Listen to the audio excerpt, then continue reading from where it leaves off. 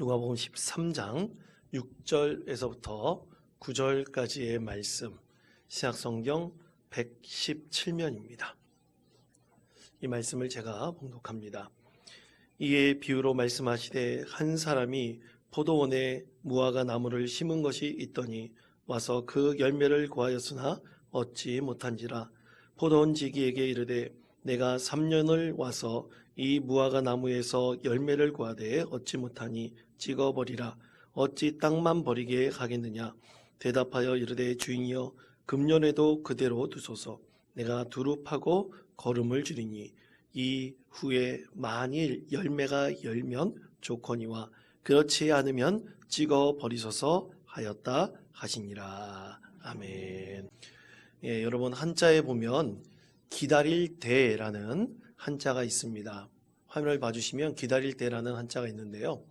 이 기다릴 때는 두 개의 글자가 합쳐져 가지고 기다리다, 대우하다라는 기다릴 때가 되었습니다. 하나는 앞에 있는 두인변입니다. 이 두인변 사람 인자죠. 사람 인자와 절사자가 합쳐져 가지고 됐습니다. 이 절사는 원래 그 소리를 나타내 소리에 무슨 절 나눈다고 할 때 그 절 있지 않습니까? 그 절인데요. 이 절사자의 이 절은 사실 그 근원이 관청을 가다라는 뜻에서부터 시작됐다고 합니다. 근데 여러분 오늘날 관청에 가면 특히 우리 교회 바로 옆에 있는 면사무소에 가면 여러분 일 처리가 빠릅니까 느립니까?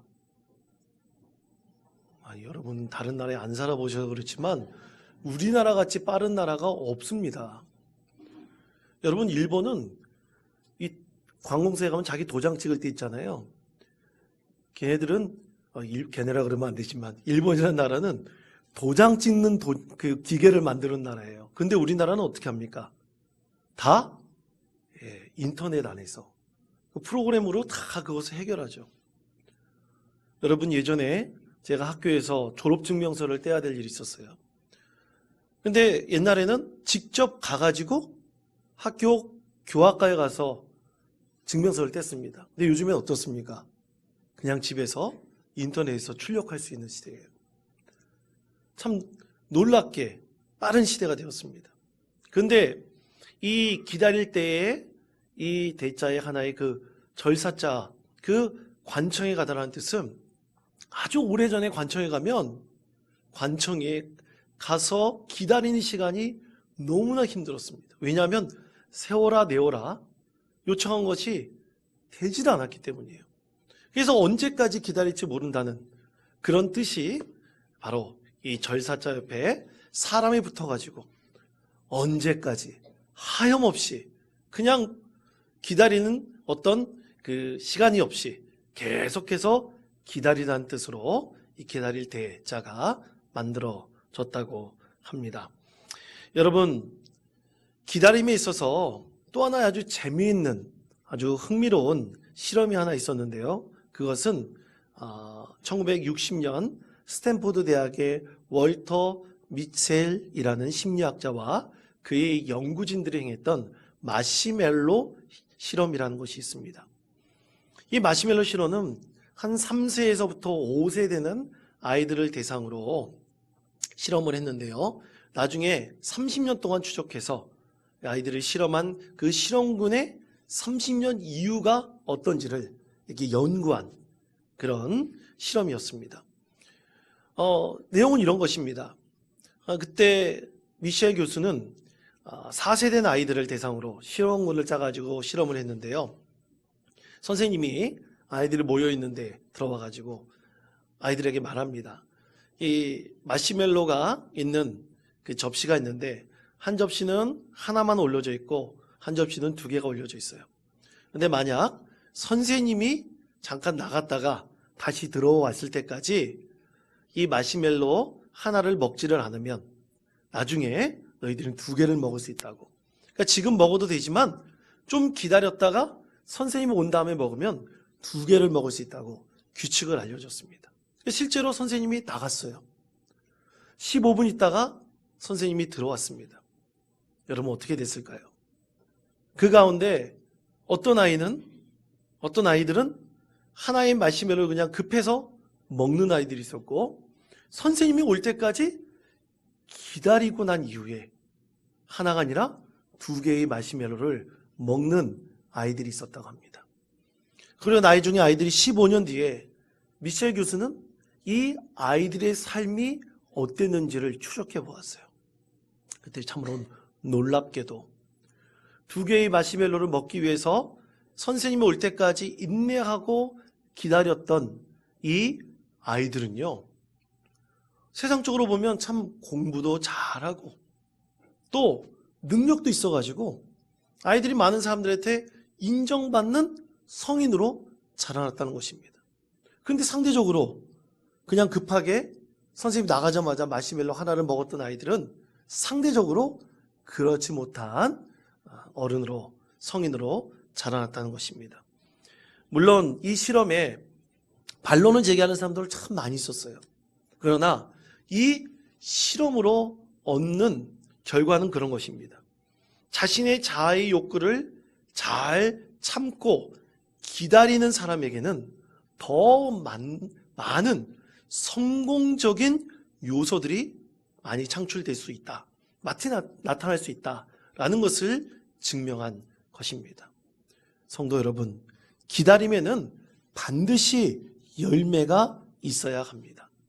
이 기다릴 대자처럼 그냥 관청에 가서 아무런 목적도 없이 아무런 이유도 없이 그냥 하염없이 기다리는 것에는 어떤 결실도 맺을 수 없습니다.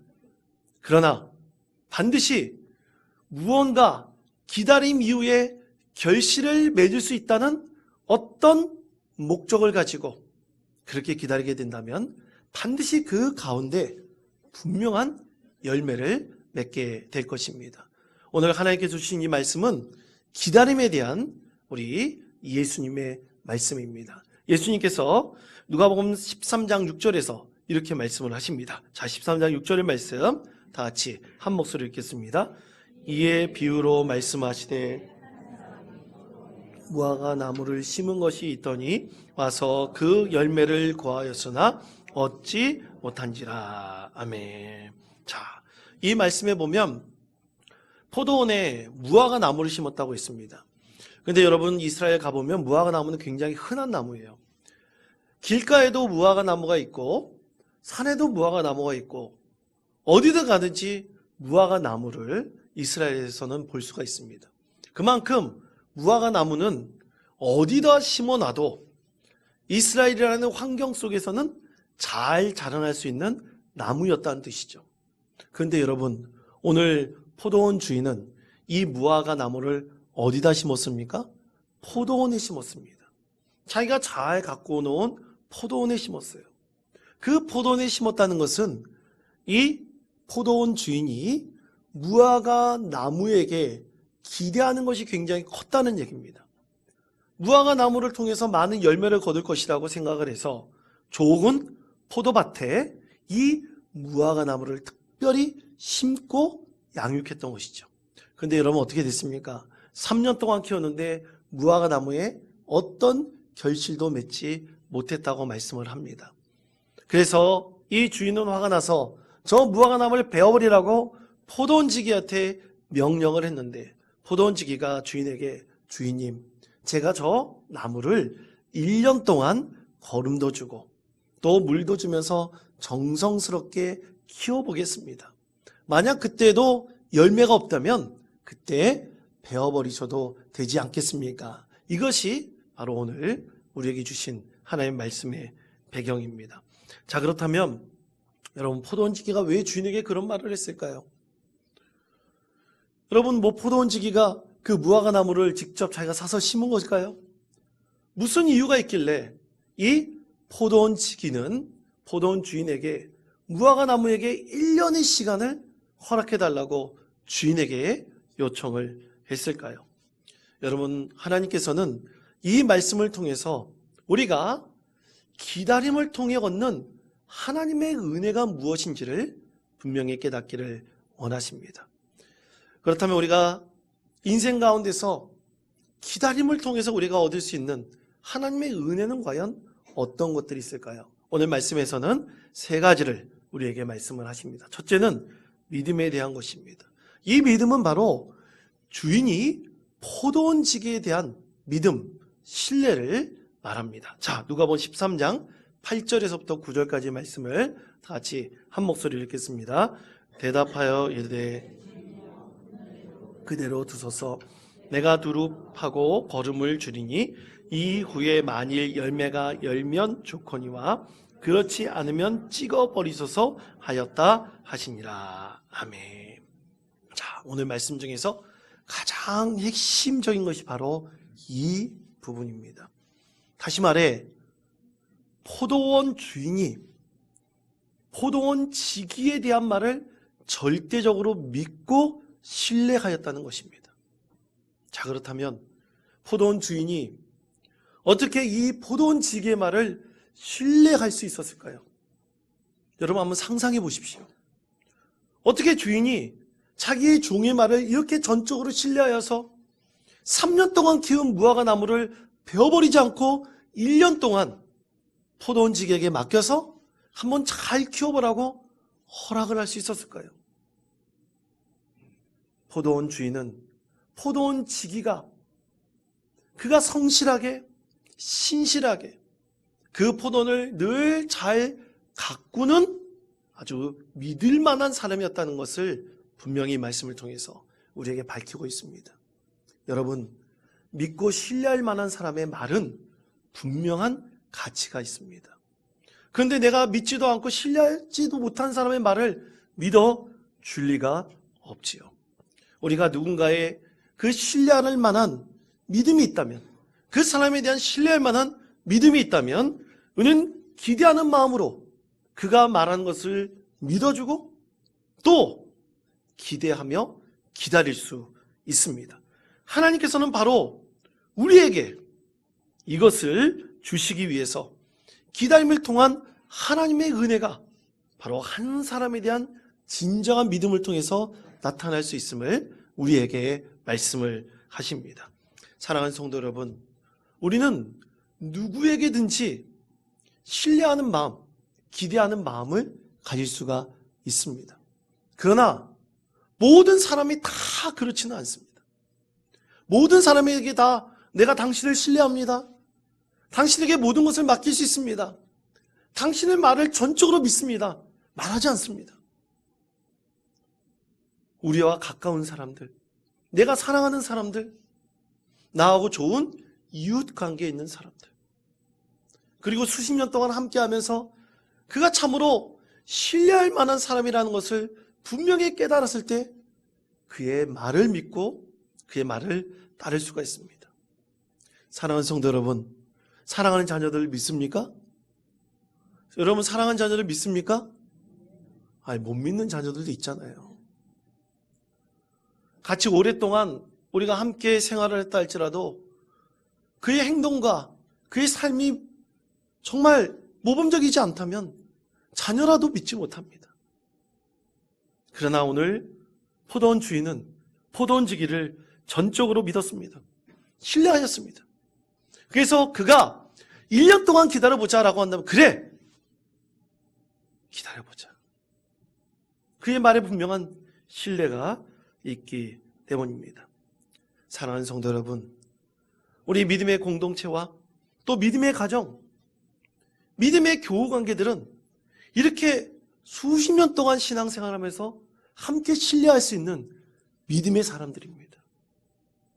왜냐하면 그 가운데 하나님께 주신 그 사랑과 그리고 소망과 믿음과 그리고 그들과 함께했던 수많은 시간이 결코 헛되지 않기에 하나님께서는 신앙의 공동체와 신앙의 가정과 또 함께 교우 관계에 있는 모든 성도들을 이렇게 신뢰와 믿음의 관계로 맺어주기를 간절히 원하십니다. 그러므로 사랑하는 성도 여러분, 우리 사랑하는 성도들을 함께 신뢰하시며 사랑하시고 믿음으로 그들에게 무언가 맡길 수 있는 든든한 마음을 가질 수 있는 저와 여러분 되시기를 바랍니다. 그러기 위해서는 여러분 함께 믿을 만한 사람이 되어야 됩니다. 믿을 만한 사람은 기도하는 사람입니다. 믿을 만한 사람은 하나님의 일을 자기 일같이 감당하는 사람입니다. 믿을 만한 사람은 내게 맡겨진 일을 최선을 다해서 반드시 열매 맺으려고 노력하는 사람입니다. 사랑하는 성도 여러분, 이런 믿을 만한 사람이 되어서 올 한 해 하나님께서 맡겨주신 일을 성실하게 신실하게 감당하여 포도원 지기와 같은 신뢰할 만한 말을 또 믿을 만한 사람으로 늘 성장해 가시는 저와 여러분 되시기를 축복합니다. 두 번째는 기다림입니다. 근데 이 기다림은 주인의 기다림일 수도 있고 포도원 지기의 기다림일 수도 있습니다.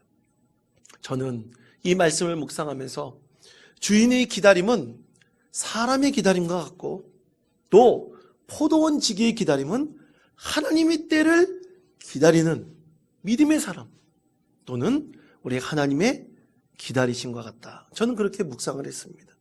왜냐하면 여러분, 사람은요 조급하여서 뭔가 결과가 내가 생각한 대로 나오지 않으면 그것에 대한 책임을 묻습니다.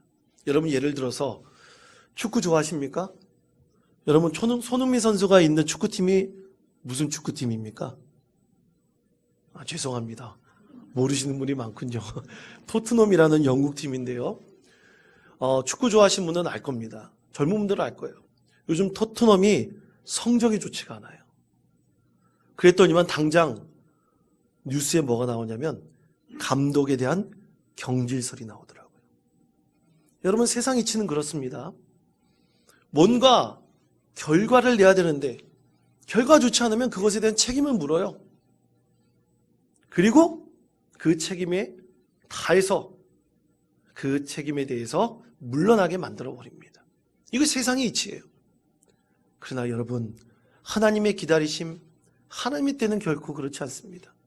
오늘 말씀을 보십시오. 오늘 말씀에서 포도원 지기는 주인에게 부탁하죠. 1년 동안 제가 키워보겠습니다.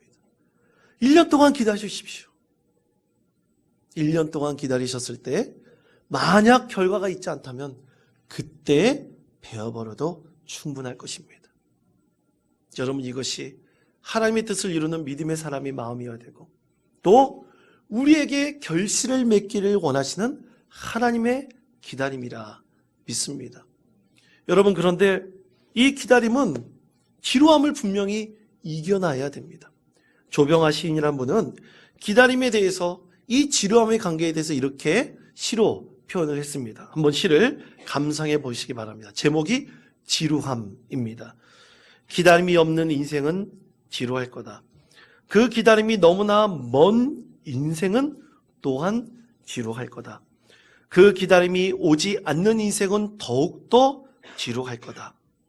지루함을 이겨내는 인생을 살려면 항상 생생히 살아 있어야 한다. 눈을 뜨고 있어야 된다. 새로운 그 무엇을 스스로 찾고 있어야 한다. 생각하고 있어야 한다. 산다는 걸 잠시도 잊지 않아야 한다. 무엇보다도 스스로의 모습을 항상 보고 있어야 한다. 어떻게 변해가고 있는가를. 그렇습니다. 이 시인의 기다림은 아무 목적이 없이 지루하게 견디는 것, 기다리는 것을 말하지 않습니다.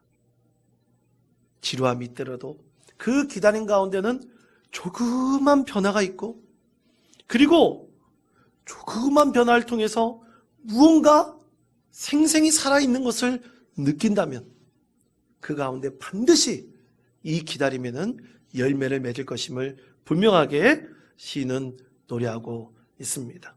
사랑하는 성도 여러분, 1년 동안 기다리는 이 무화과 나무에 과연 어떤 변화가 있을까요?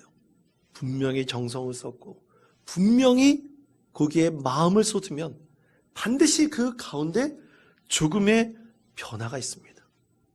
이제 1년 동안 키워봤을 때 100개의 열매를 맺어야 될 무화과 나무가 만약 30개라도 열매를 맺는다면 그것으로 가능성이 있습니다.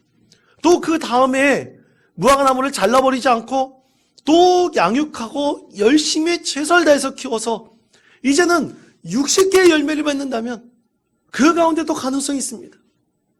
또 잘라버리지 않고 이제 무화과나무를 더 최선을 다해서 키워서 이제 100개가 아니라 200개, 300개의 열매를 거둔다면 그 무화과나무에는 무한한 가능성이 있는 것입니다. 하나님께서는 우리에 대해서 이렇게 기다림으로 우리가 조금이라도 변화되어 조금이라도 성장하여 하나님의 귀한 믿음의 사랑으로 자라나기를 간절히 원하십니다. 그것을 통해서 하나님께서는 우리의 삶이 풍성한 열매 맺기를 원하시는 것이죠. 그때 하나님께서 우리에게 주신 또 하나의 하나님의 은혜가 있습니다. 그것이 바로 세 번째인데 그것이 바로 소망입니다. 그렇습니다, 여러분. 조금씩 변화된 무화과 나무는 이제 1년을 키워도 되겠다. 2년을 키워도 되겠다. 3년을 더 키워도 되겠다. 4년을 더 키워도 되겠다는 소망이 생깁니다. 왜냐하면 저 포도원 지기의 말을 듣고 저 나무를 잘라버리지 않고 저렇게 열심히 키웠더니 열매를 맺었구나. 저 무화과 나무는 나에게 이제 기쁨을 줄 수 있고 소득을 줄 수 있겠구나. 이제 저 무화과 나무를 통해서 계획할 수 있는 것이 있겠구나. 그렇게 소망을 갖게 될 수 있는 것입니다. 사랑하는 성도 여러분, 소망이란 것은 그런 것이죠. 아주 조그만 변화와 또 그 다음에 조그만 변화, 매일매일 같이 변화되는 그 변화 속에서 그것에 대한 기대하는 마음으로 소망을 얻을 수 있는 것입니다. 앞으로 이렇게 자라날 수 있다는 소망을 얻을 수 있고 이러한 목표를 이룰 수 있다는 기대하는 마음을 갖게 되는 것입니다. 그렇게 조금의 변화가 어떤 사람에게는 참된 소망이 될 수가 있어요. 그것이 한 사람에게는 진정한 하나님의 은혜요 기쁨이 될 수 있습니다. 예전에 섬겼던 교회에 한 장로님이 계십니다. 제가 교구를 맡았던 교구의 장로님이셨는데요. 이 장로님이 갑자기 쓰러졌어요. 뇌경색이었습니다. 급하게 119에 실려가서 병원에 가서 시술을 받았습니다. 다행히 시술을 받아서 어제 병원에서는 그래도 다행이다. 이 정도면 거의 발견되기 힘들어서 최악의 상황이 되는데 그래도 이렇게 빨리 발견돼서 시술을 하여 이렇게 치료받을 수 있어서 다행이다. 그렇게 의사가 얘기를 했습니다. 병상에 장로님이 누워 있었어요. 그런데 병상에 많은 환우들이 있었는데요. 다른 환우들이 있었는데 같은 병을 앓고 있는 사람들도 있고 다른 병을 앓고 있는 사람들이 있었습니다. 그런데 다른 사람들은 다 움직이는 거예요. 휠체어는 타는 사람들도 있고 또 자기처럼 뇌경색을 앓는 사람이 있지만 자기 손으로 밥을 떠먹는 사람도 있었습니다. 그런데 이 장로님은 그저 하늘만 멍하니 쳐다보고 손 하나 까딱할 수 없이 누워만 있었습니다. 너무나 절망적이었습니다. 속으로 하나님께 기도했어요. 하나님, 내가 이렇게 살다가 죽으면 어떡합니까? 내가 뭘 잘못했길래 저에게 이런 시련을 주십니까? 이런 원망스러운, 하나님에 대한 원망스러운 마음도 가지게 되었다고 합니다. 이제 입원한 이후 재활치료를 시작했습니다. 재활치료를 시작했는데 참으로 놀랍게도 손가락이 움직이기 시작하는 것입니다. 또 팔이 올라가기 시작하는 거예요. 한 발자국도 거두지 못했던 다리가 움직이기 시작했습니다. 하루하루 재활치료를 받으면서 조금씩 변화되는 것에 마음에 소망이 생겼어요. 하나님, 내일 제가 더 열심히 운동을 하겠습니다. 내일도 잘 움직일 수 있게 해주십시오. 하나님, 내일 더 열심히 재활치료를 받겠습니다. 내일은 더 달라지게 해주십시오. 장로의 심정에 그렇게 소망이 생겼습니다. 그리고 2달 만에 참으로 기적과 같은 일이 일어나는데요. 그 같이 병실에 있던 환우들은 한 사람도 태어나지 못했는데 이 장로님만 2발로 걸어서 태어날 수 있는 기쁨을 하나님께서 은혜로 베풀어 주셨습니다. 그때 제가 장로님을 신방하면서 장로님께서 저에게 깨달은 하나의 믿음의 고백이 저희 내리에 떠나지 않았습니다. 목사님, 하루하루씩 조금씩 변해가던 것이 저에게 소망이 되었습니다. 참으로 놀라운 하나님의 은혜가 아닐 수 없습니다. 사랑하는 성도 여러분, 누구에게는 조그만 변화가 아주 별 볼 일 없는 일처럼 보일 수도 있습니다. 그까짓 게 뭐 대단한 거라고 말할 수도 있습니다. 그러나 하나님의 은혜를 구하고 하나님 앞에 최선을 다하며 하나님의 뜻을 이루기를 원하는 믿음의 사람들의 조그만 변화는 우리에게 진정한 마음에 벅찬 감동과 소망을 줄 수 있습니다. 이러한 믿음의 사람으로 올 한 해 하나님께 칭찬받고 사랑받으시는 믿음의 성도 되시기를 축복합니다. 하나님께서 믿을 만한 사람이 되시고 하나님의 기다림 속에서 큰 은혜를 얻는 사람이 되시며 또 그 기다림 속에 소망을 얻어서 올 한 해 하나님께 주신 큰 은혜를 마음껏 누릴 수 있는 복된 성도 되시기를 간절히 축원드립니다.